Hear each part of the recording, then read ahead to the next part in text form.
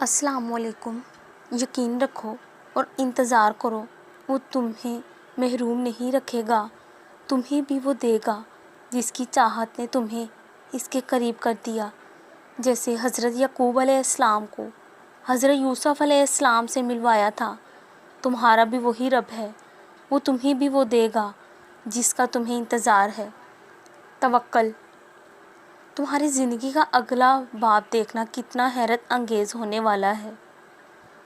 تم بس اپنے رب پہ اور اس کے مقررہ وقت پہ پختہ یقین رکھو۔